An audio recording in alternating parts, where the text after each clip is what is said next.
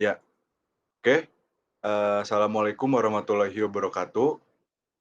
Waalaikumsalam warahmatullahi wabarakatuh. Ya, perkenalkan, kami, kelompok 10 yang beranggotakan saya sendiri yaitu Muhammad Alif Jukarna dengan NPM 08501919 dan ada teman saya di sini. Nama saya Gilang Wahyu dengan NPM 0850190029. Oke, jadi di kesempatan kali ini kita akan mempresentasikan hasil dari tugas mata kuliah, otomatisasi perkantoran yang dosennya itu adalah Bu Dian Kartika Utami. Jadi di tugas kali ini tuh kita, harus membuat suatu aplikasi yang dari jurnal contoh atau mengimplementasikan dari jurnal contoh yang udah kita punya.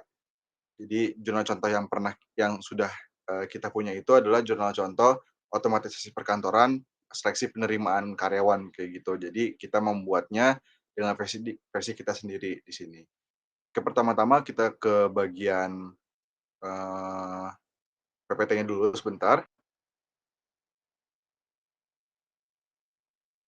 Oke, nah jadi di sini, nama aplikasinya itu adalah seleksi penerimaan karyawan menggunakan lembar kerja elektronik berbasis website. Jadi di sini ada tadi mata kuliah otomatisasi perkantoran, dosennya itu Budian Kartika Utami, anggotanya ada saya dan ada Gilang. Nah, pertama-tama di sini ada bab satu yaitu pendahuluan. Saya akan membacakan latar belakangnya terlebih dahulu. Jadi, latar belakangnya itu saat ini di masa pandemi, banyak perusahaan yang kehilangan karyawannya dan banyak juga perusahaan yang membuka lowongan pekerja untuk perusahaan mereka. Sebagaimana yang sudah kita ketahui, banyak kriteria yang diberikan oleh pemilik perusahaan untuk menerima karyawan baru yang bisa dipercaya untuk membantu membangun perusahaan agar menjadi lebih baik lagi. Bagaimana cara pemilik perusahaan dapat memilih karyawan yang sesuai dengan kriteria mereka? Salah satunya yaitu dengan cara wawancara atau walk interview. Tetapi, karena kondisi saat ini yang tidak memungkinkan untuk mengadakan hal tersebut atau mungkin bisa tetapi tidak akan mendapatkan hasil maksimal, maka wawancara tetap bisa dilakukan tetapi melalui daring atau online. Yang di mana para pelamar yang akan diwawancara ini merupakan pelamar yang sudah lolos di tahap pertama dan kedua yaitu lolos tahap dokumentasi dan lolos tahap kualifikasi. Kemudian pada perusahaan XYZ ini, yaitu kita mengambil contoh perusahaan XYZ belum memiliki website yang untuk mempermudah itu semua. Jadi dengan teknik otomatisasi perkantoran, hal tersebut dapat diatasi dengan mudah dengan contoh pembuatan website untuk para pelamar mengupload dokumentasi yang dibutuhkan dan memasukkan data-data sesuai kualifikasi pemilik perusahaan. Kemudian jika sudah sesuai dengan kriteria yang dicari atau yang dibutuhkan oleh pemilik perusahaan, aplikasi tersebut akan mencetak file dengan format PDF untuk dijadikan bukti menuju tahap terakhir yaitu wawancara. Untuk tujuannya silakan dibacakan oleh Gilang. Dan tujuannya dari pembuatan aplikasi berbasis web ini adalah untuk mempermudah kedua belah pihak, yaitu dari pihak pelamar agar mudah memasukkan berkas-berkas yang diperlukan dan memasukkan data-data diri yang diminta oleh pemilik perusahaan. Dan pihak pemilik perusahaan juga diharapkan menjadi lebih mudah dengan mengorganisir para pelamar yang sesuai dengan kualifikasi atau tidak, dapat memantau semua data pelamar dan sebagainya. Ya, kemudian di sini, ada bab 2 juga, ada tinjauan pustaka. Jadi tinjauan pustaka itu kan mencakup beberapa poin-poin penting yang ada di dalam, makalahnya atau proposalnya. Jadi di sini saya mengambil 3 saja karena ada banyak. Untuk poin-poinnya di sini ada website, yang udah kita ketahui website itu adalah kumpulan halaman dalam suatu domain yang memuat tentang berbagai informasi agar dapat dibaca dan dilihat oleh pengguna internet melalui sebuah mesin pencari. Informasi yang dapat dimuat dalam sebuah website umumnya berisi mengenai konten gambar, ilustrasi, video, dan teks untuk berbagai macam kepentingan. Kemudian ada pun HTML5 atau panjangannya itu Hypertext Markup Language version 5 adalah sebuah bahasa markah yang menstrukturkan isi dari World Wide Web, sebuah teknologi utama pada internet. Standar HTML5 ini menyempurnakan elemen-elemen lama yang terdapat pada standar sebelumnya, menambahkan elemen-elemen yang lebih semantik dan menambahkan fitur-fitur baru untuk mendukung pembuatan aplikasi web yang lebih kompleks. Kemudian ada pun PDF, yaitu Portable Document Format adalah sebuah format berkas yang dibuat oleh Adobe Systems pada tahun 1993 untuk keperluan pertukaran dokumen digital. Format PDF ini digunakan untuk merepresentasikan dokumen dua dimensi yang meliputi teks, huruf, citra, dan grafik vektor dua dimensi. Kemudian bab 3 silakan Pak Gilang. Untuk bab 3 ini ada metode penelitian. Yang pertama itu ada dasar pemikiran. Aplikasi ini diharapkan dapat membantu dan mempermudah para penggunanya, yaitu para pelamar yang ingin melamar ke suatu perusahaan, kemudian dipermudah dalam pengumpulan berkas dan memasukkan data-data yang sesuai dengan kualifikasi pemilik perusahaan. Begitu pula dengan pemilik perusahaan yang dapat melihat, mengedit, menghapus data pelamar dengan mudah dengan menggunakan metode waterfall. Dan untuk metode waterfall ini ada gambarnya dari analisis, desain, implementasi, dan pengujian. Ya, sedikit dijelaskan kembali, untuk dibagi metode ini kita menggunakan metode waterfall, di mana metode waterfall ini mempunyai 4 tahap. Jadi untuk tahap yang pertama itu adalah analisis. Analisis itu jadi kita, sebagai pembuatnya atau pengembang, website ini, kita menganalisis dulu apa itu masalah yang ada, kemudian menganalisis bagaimana cara pembuatannya dan lain-lainnya. Kemudian setelah analisis analisis tersebut sudah selesai, sudah teranalisis semuanya, kemudian adalah masuk ke tahap desain. Jadi di mana tahap desain ini kita membuat desain untuk aplikasi yang nanti akan kita buat. Aplikasi di dalam aplikasi tersebut mau ada apa, mau apa data-datanya yang ditampilkan apa saja itu untuk tahap desain. Kemudian diimplementasi itu adalah mewujudkan hasil dari desain tahap sebelumnya. Jadi mewujudkan desain yang sudah kita buat sebelumnya. Jadi tadi yang kita mempunyai desain A, pada tahap implementasi kita membuat desain tersebut gitu. Kemudian setelah sudah implementasi sudah terlaksana, kemudian ke tahap terakhir yaitu pengujian. Jadi sebelum dipublikasikan kepada masyarakat, kita harus melalui tahap pengujian terlebih dahulu agar nanti pada saat sudah dipublikasikan ke masyarakat tidak ada namanya saran-saran atau kritik-kritik dari masyarakat yang kurang baik gitu. Jadi yang kami harapkan sebelum dipublikasikan itu masyarakat sudah enak mengaksesnya, gitu, tidak ada masalah. Oke. Kemudian untuk hasil dan pembahasan ini sedikitnya ada pertama-tama ini ada hasilnya, yaitu di sini ada tampilan login. Di mana tampilan login ini kita menggunakan username dan password tentunya yang sudah terdaftar juga, yang masuk di dalam database, kemudian kita sign in. Untuk selanjutnya ini mungkin langsung kita cek aja ke bagian websitenya ya. Jadi untuk selanjutnya saya serahkan kepada Gilang untuk presentasinya,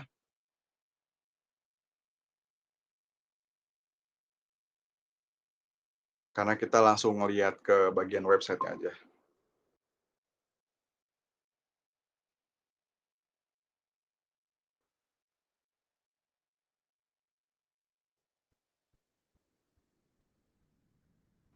Nah, ya, jadi tadi yang sudah saya bilang juga, di bagian ini tuh adalah di bagian halaman login. Jadi di halaman login ini terdapat, dua text box di sini yang harus diisi, yaitu username dan password, di mana username dan password ini sudah terdaftar dan sudah masuk juga ke dalam database.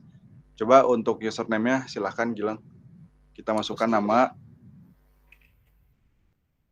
admin, kemudian password 123, kemudian kita klik sign in. Nah, pada bagian ini adalah bagian dashboard. Jadi di bagian dashboard ini ada total pelamar pekerjaan. Jadi di bulan Juli itu terdapat pelamar kerjaan sekitar 25 orang, kemudian di bulan Agustus ini ada 20 orang, kemudian di bulan September ini ada 30 orang, Oktober dan seterusnya lah, ini sampai bulan Desember. Ini per tahun 2020 gitu. Kemudian ke bagian data admin sekarang. Nah, di bagian data admin silakan Gilang. Di bagian data admin ini terdiri dari username, password, nama, dan levelnya. Levelnya sendiri itu untuk level admin. Dan untuk di data admin ini kita bisa menambahkan adminnya sendiri. Yang pertama itu memasukkan username, yaitu Alif. 23, namanya Alif. Yang kiri berhasil tambah data admin. Untuk yang kedua itu kita bisa mengeditnya. Di sini kita bisa ngedit username Alif, tidak jadi karena username-nya primary jadi tidak bisa diedit. Di sini nama kita ganti jadi Alif Karna, lalu kirim. data berhasil diedit. Dan untuk yang ketiganya itu ada hapus data dan data berhasil di delete. Dan untuk menu yang kedua itu ada data seleksi penerimaan. Untuk data seleksi penerimaan ini terdiri dari ID seleksi, nama lengkap, email, tempat, tanggal lahir, alamat, nomor KTP, dan NPWP. Dan untuk itu kita bisa menambahkan data seleksinya. Dan untuk nama lengkapnya, Alif Kikarna. Untuk emailnya alif@gmail.com. Untuk tempatnya itu tempat lahirnya itu di Bogor. Mungkin tanggal lahirnya itu 2000 Februari tanggal 12 dan alamat itu di Bogor. Untuk nomor KTP-nya itu 16 digit, bisa maksimal 16 digit. Sini kita hanya memasukkan beberapa digit saja dan untuk NPWP juga. Habis itu kirim. Dan data berhasil ditambahkan. Ini yang kedua itu ada edit juga seperti admin. Di sini kita akan mengedit namanya jadi Muhammad M. Alif Yukarna. Kirim. Dan data berhasil diedit. Yang ketiga itu ada data hapus, itu berhasil. Dan untuk Ya, menu nilai penerimaan akan untuk dijelaskan oleh Ali. ya, untuk menu yang terakhir ini ada data nilai penerimaan. Jadi di data nilai penerimaan ini ada ID, kemudian ada ID seleksi, kemudian ada nilai, kemudian ada keterangan. Jadi di mana kalau misalnya kita menambahkan data nilai seleksi, nanti misalnya kita memasukkan nama ID seleksinya, kemudian nilainya. Nah, nanti otomatis kalau kita masukkan data tersebut, nanti keterangannya akan muncul sesuai dengan yang sudah kita masukkan kualifikasinya dari perusahaan. Coba langsung didemokan aja untuk tambah data nilai. Untuk ID seleksinya itu 12. Iya, tambah. Nah, kemudian nilainya di sini kita masukkan misalnya 40 misalnya. Nah, ini kalau kita kirim di sini, nanti nilainya keterangannya langsung tertulis tidak lulus. Ya, dikarenakan kualifikasi dari perusahaannya itu tidak lebih dari 70 ya. 70 itu dianggap tidak lulus, kemudian di atas 70 itu lulus. Gitu. Jadi itu kualifikasi dari perusahaannya. Nah, kemudian nanti di bagian orang yang lulus, misalnya di sini ID seleksinya 3, yaitu nilainya 90 ini.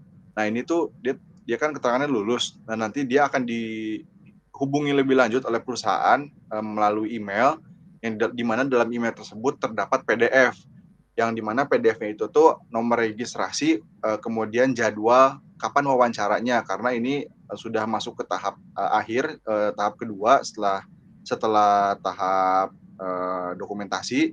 Jadi setelah tahap ini langsung ke wawancara. Jadi nanti di bagian yang lulus itu nanti mendapatkan email di mana email tersebut ada PDF yang isinya itu nomor registrasi, kemudian jadwal wawancaranya dan di mana apakah secara online atau memang perusahaannya minta offline ke kantor. Nah, itu nanti tertera di dalam PDF-nya gitu. Nanti dihubungi lewat email. Jadi itu tadi untuk websitenya yang aplikasi yang kami buat otomatisasi perkantorannya. Jadi diulangi lagi tadi ada menu dashboard, kemudian ada data admin. Ya, kemudian data admin ini ada ini ya, kita bisa menambahkan, bisa edit dan hapus. Kemudian ada data seleksi penerimaan. Data seleksi penerimaan juga sama, ada tambah data, kemudian edit dan hapus, dan yang terakhir ini ada data nilai penerimaan. Kita di sini bisa melihat nama atau ID seleksinya berapa, kemudian nilainya berapa, dan keterangannya lulus atau tidak lulus. Yang tadi sudah dijelaskan lagi, kalau yang lulus itu nanti akan mendapatkan email. Mungkin itu saja dari kelompok kami. Kurang lebihnya mohon maaf, tapi sebelum itu juga kami berdua mengucapkan terima kasih kepada dosen kami, yaitu Bu Dian Kartika Utami yang telah membimbing serta memberikan materi-materi kepada kita, jadi kita bisa mencapai tahap ini, kemudian bisa menyelesaikan tugas ini gitu. Ya, mungkin itu saja yang dapat kami sampaikan. Kurang lebihnya sekali lagi mohon maaf. Wassalamualaikum warahmatullahi wabarakatuh. Waalaikumsalam warahmatullahi wabarakatuh.